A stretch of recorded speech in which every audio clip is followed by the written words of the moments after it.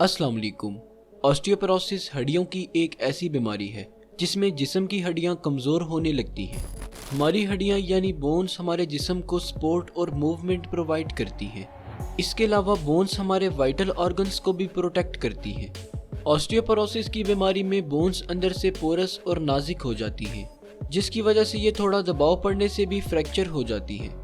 Osteoporosis के मरीजों में ज़्यादातर रिस्ट, हिप और स्पाइन की बोन्स वजन बढ़ने की वजह से ब्रेक कर जाती हैं। ऑस्टियोपोरोसिस की बीमारी ज़्यादातर बड़ी उम्र में पहुंचकर लगती है और इसमें सबसे बड़ा फैक्टर ये होता है कि एडल्टहुड में आपकी बोन्स की ग्रोथ और डेवलपमेंट कितने अच्छे से हुई है। हमारी बोन्स ज़्यादातर कैल्शियम और फॉस्फेट से मिलकर बनी होती हैं, इसलिए अगर हमारी बोन्स में कैल्शियम की मिकदार ज़्यादा होगी तो हमारी बोन्स मजबूत होंगी। बोन्स को बनाने और तोड़ने में दो किस्म के सेल्स का बहुत इंपॉर्टेंट रोल होता है। Number 1, osteoblast. ऑस्टियोब्लास्ट हमारी बोन्स में पाए जाने वाले ऐसे सेल्स होते हैं जो बोन्स के मैस को इंक्रीज करते हैं। Number 2, osteoclast. ऑस्टियोक्लास्ट हमारी बोन्स में पाए जाने वाले ऐसे सेल्स होते हैं जो हमारी बोन्स की ब्रेक डाउन करते हैं। असल में ये सेल्स हमारी बोन्स में मौजूद कैल्शियम को तोड़कर ब्लड में शामिल करते हैं ताकि ब्लड में कैल्शियम का लेवल बरकरार रहे।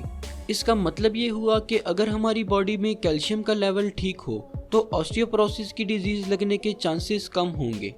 Through out the life bones के बनने और टूटने का प्रोसेस एक रेंज में चलता रहता है, मगर 30 साल के बाद बोन फॉर्मेशन का प्रोसेस स्लो डाउन हो जाता है, जिससे कि बोन ब्रेक डाउन की रेशियो ज़्यादा हो जाती है, जिसकी वजह से बोन्स अंदर से खोखली होना शुरू हो जाती है।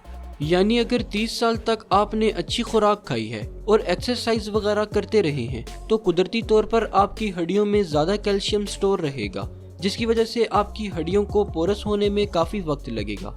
लेकिन अगर एडल्टहुड तक आपकी न्यूट्रिशन और एक्सरसाइज की हैबिट ठीक न थी तो बोन डेवलपमेंट कम रही होगी, जिससे आपको जल्दी ऑस्टियोपोरोसिस होने के चांसेस रहेंगे। इसके अलावा ऑस्टियोपोरोसिस एस्ट्रोजन और टेस्टोस्टेरोन की कमी की वजह से भी होती है, क्योंकि ये हार्मोन्स बोन फॉर्मेशन को स्टिमुलेट करते हैं और अगर ये कम होंगे तो बोन फॉर्मेशन कम होगी, जिससे कि बोन्स वीक हो जाएंगी। इसीलिए मेनोपॉज के बाद अक्सर औरतों में एस्ट्रोजन की कमी की वजह से ऑस्टियोपोरोसिस की रेशो बढ़ जाती है। इसके अलावा ऑस्टियोपोरोसिस की बीमारी लो विटामिन डी की वजह से भी होती है, क्योंकि विटामिन डी हमारी बॉडी को कैल्शियम एब्जॉर्प्शन में हेल्प करवाता है। इसलिए अगर किसी शख्स में विटामिन डी की कमी होगी तो इस शख्स में कैल्शियम भी कम रहेगा, जिसकी वजह से ऑस्टियोपोरोसिस होने के चांसेस बढ़ जाएंगे। जहां तक ट्रीटमेंट की बात है तो ऑस्टियोपोरोसिस से बचने के लिए आपकी डाइट और हार्मोनल बैलेंस ठीक होना चाहिए। इसके साथ साथ एक्सरसाइज हड्डियों की मजबूती के लिए बहुत ज़रूरी है। मगर जब आपको ऑस्टियोपोरोसिस की बीमारी लग जाए तो फिर कुछ मेडिकेशंस दी जाती हैं, जिससे कि काफ़ी हद तक ऑस्टियोपोरोसिस के प्रोसेस को स्लो डाउन किया जाता है। शुक्रिया, अल्लाह हाफिज़।